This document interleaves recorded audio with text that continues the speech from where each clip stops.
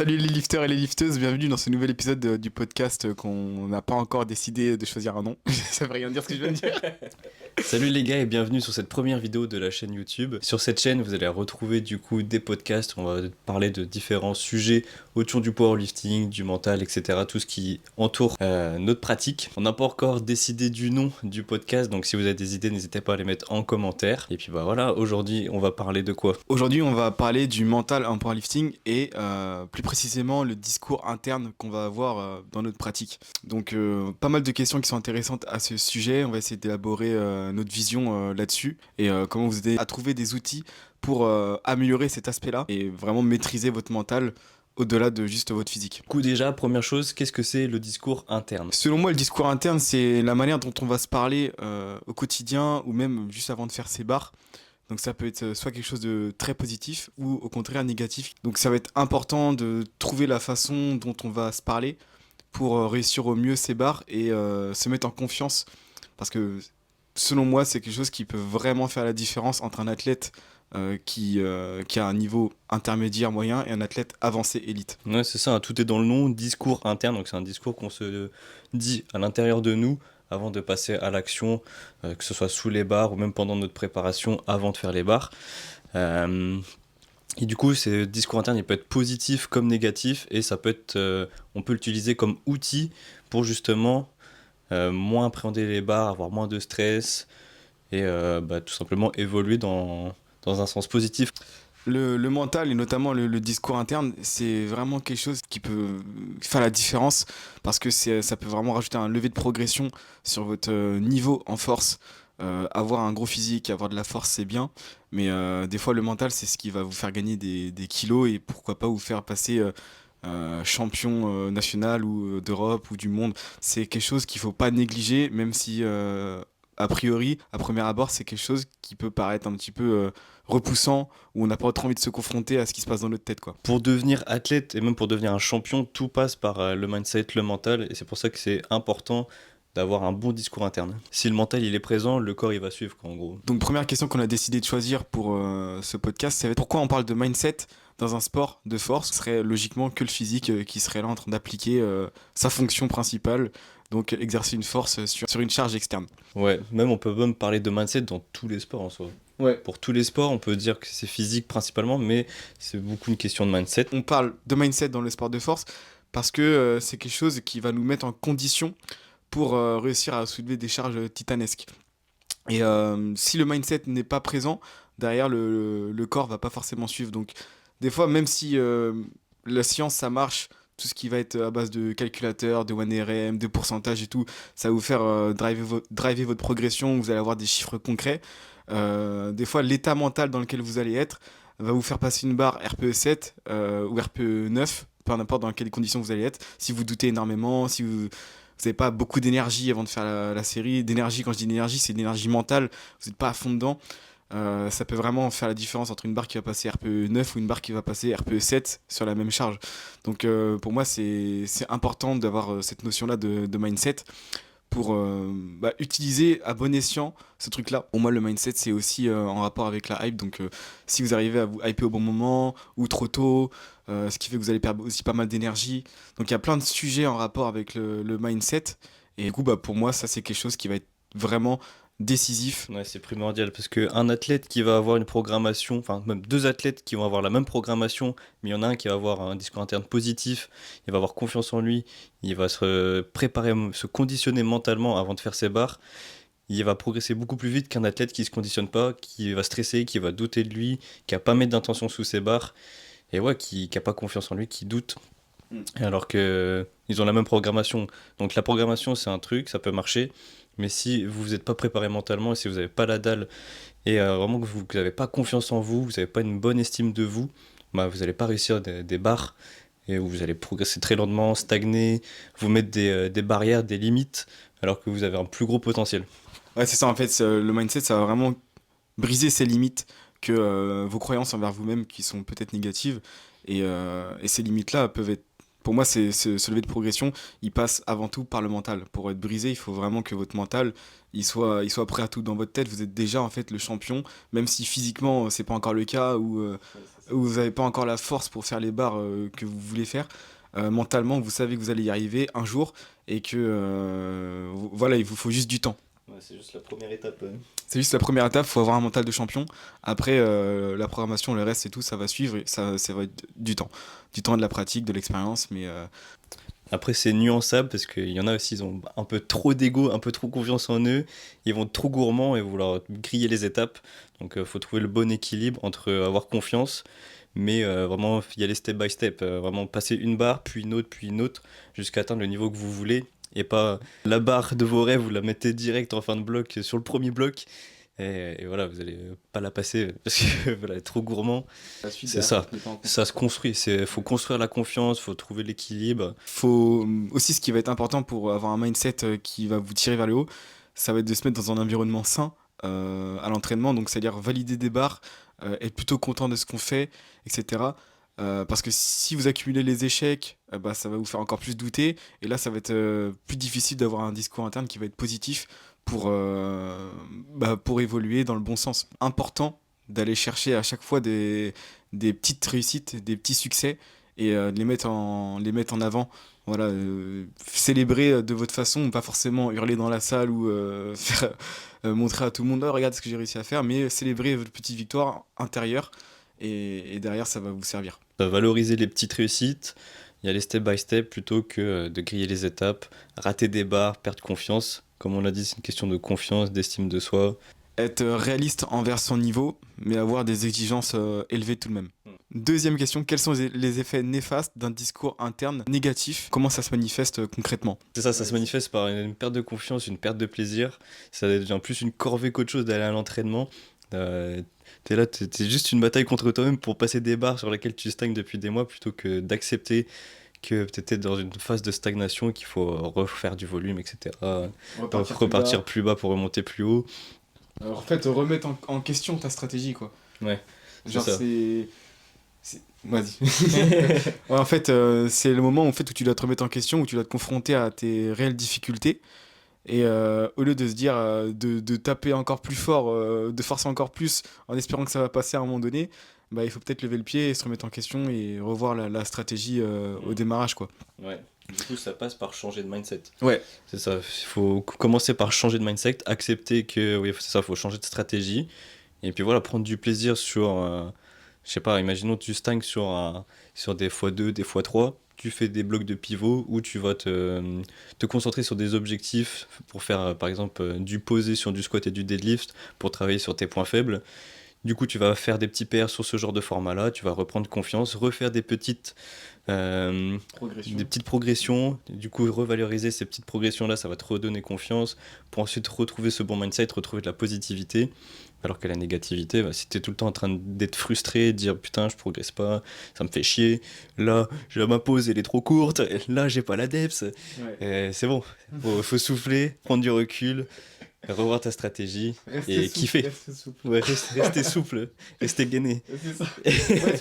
Ouais, faut retrouver cette flexibilité, cette envie déjà d'aller à la salle, de pas. C'est ça, cette flamme, cette rage qui est en vous, les gars.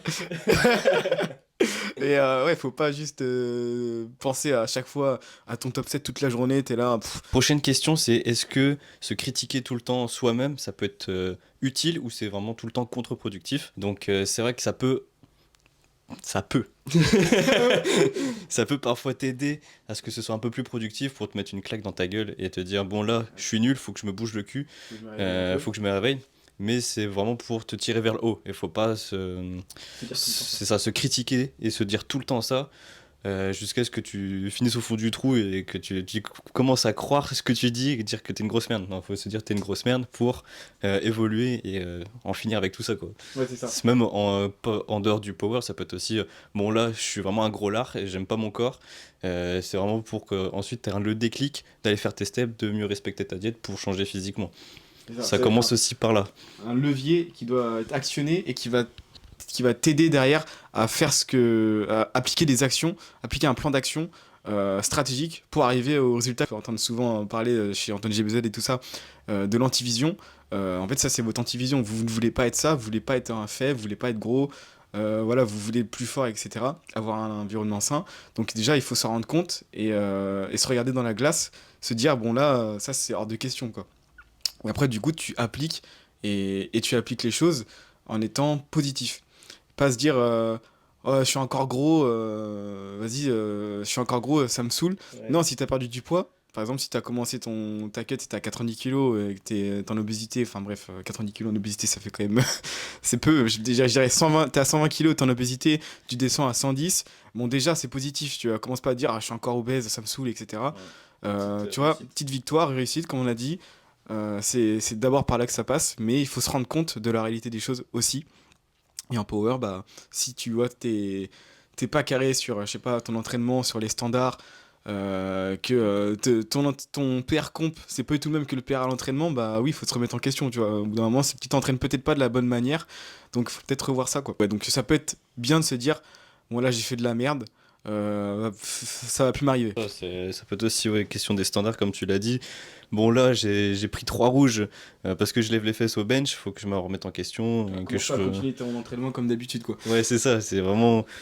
T'acceptes et qu'il faut faire des changements pour être au standard. Que c'est pas, il n'y a pas que la force qui compte. Il y a aussi la technique, les standards et tout à respecter.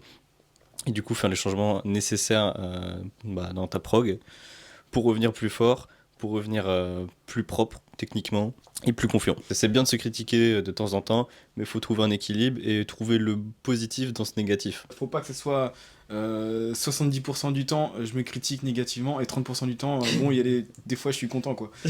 Non, faut essayer de quand même C'est ça, c'est être soit heureux dans votre pratique. faut les toujours gars. tout faire à 100%. Donc si tu si t'as envie de te critiquer, critique-toi à fond. Négatif à Et fond, les voilà, gars. fais du suicide grip au bench, mets 200 et on n'en parle plus. Voilà. Et au bout d'un moment, tu dis les choses, mais passe à l'action. On dit vague. Vague. Ah, putain, j'allais le faire. Ouais, c'est pour ça, je t'ai devancé.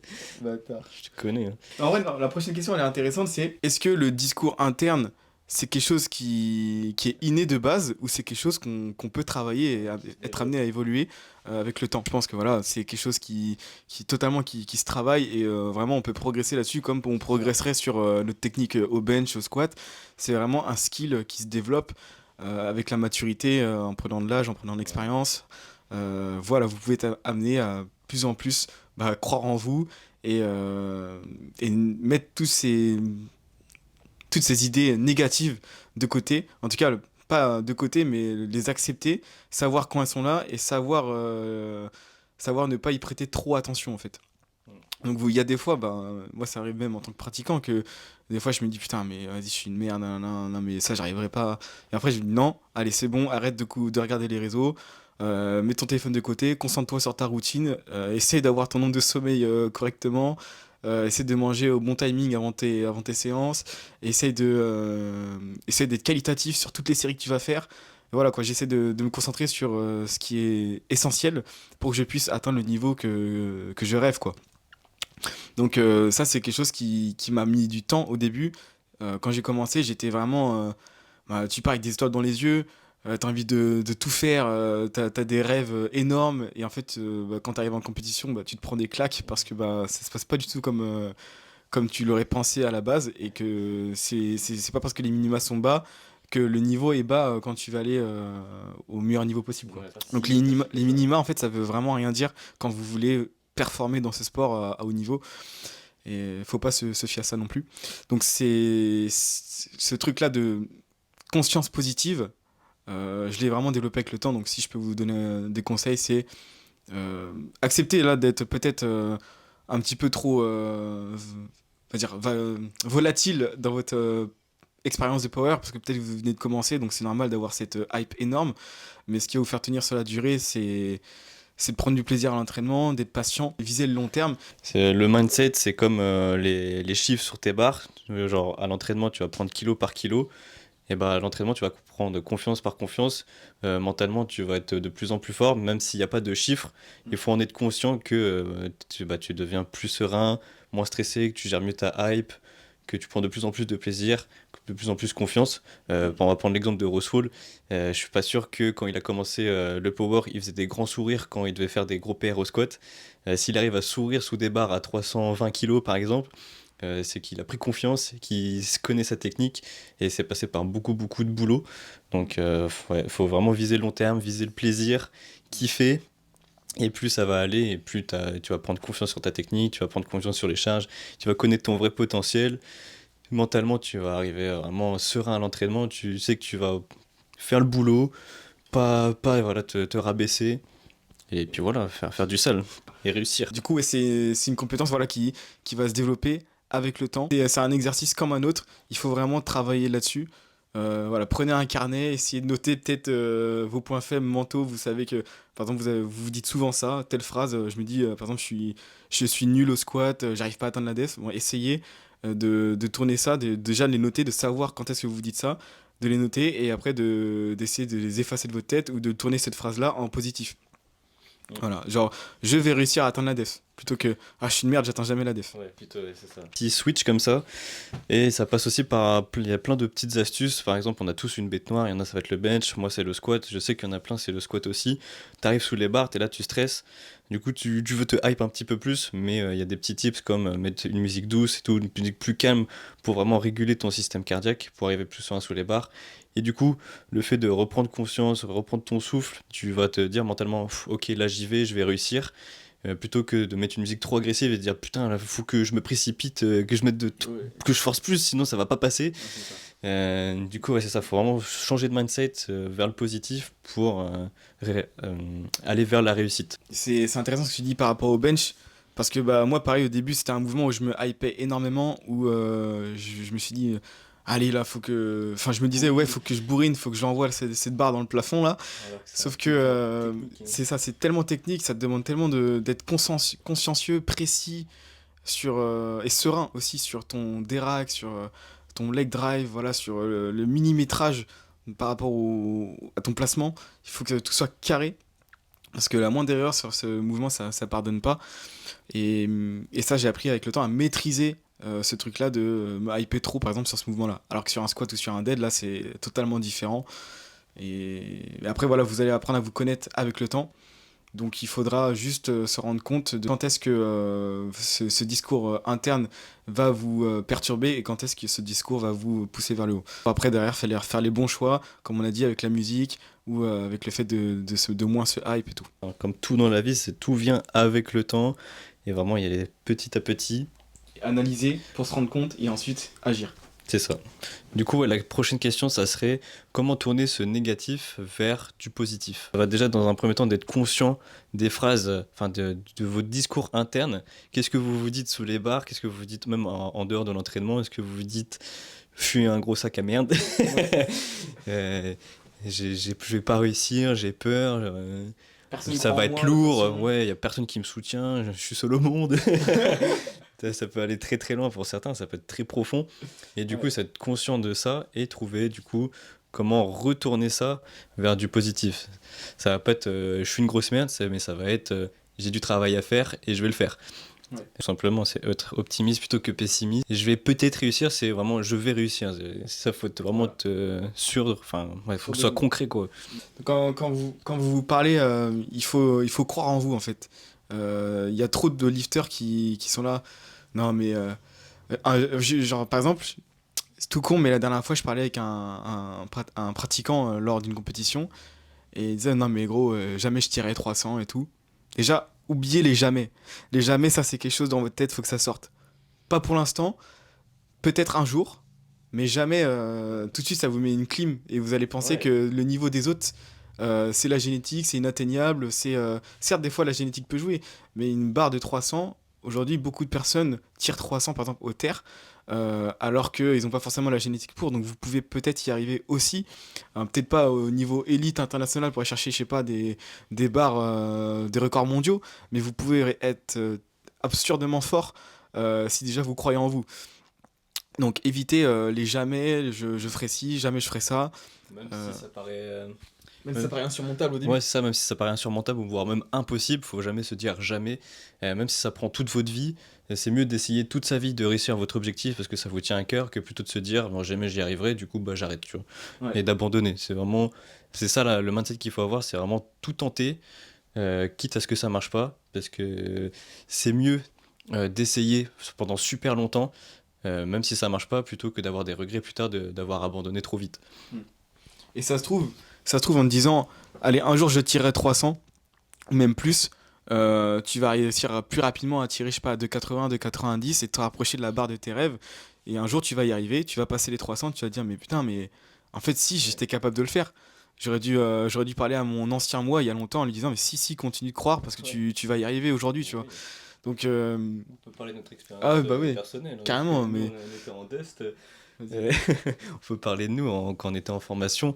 Et jamais de la vie, on se serait dit, dans 5 ans, par exemple, je vais bench 170, ou même toi, genre, je vais terre de 70, tu vois. Ouais, alors que. Alors qu'on part de loin et ouais, on a des vidéos de nous où on bench 80 en galère. Et ouais, Un enfer. jamais de la vie, on se serait dit, putain, un jour je vais bench ça, un jour je vais faire telle charge, un jour je vais avoir tel physique. Juste, tu sais pas en fait, il faut juste continuer, tu sais pas où ça peut te mener. Ouais. Juste à force de tryhard, en continuant des années, tu peux atteindre un niveau que tu n'aurais jamais pensé avoir. Ouais, carrément. Genre, moi, les 270, mais c'était une barre. Genre, déjà, quand je voyais les athlètes comme Pana et tout faire ça, j'étais en mode, mais ouais, c'est monstrueux, c'est aberrant, il est dopé.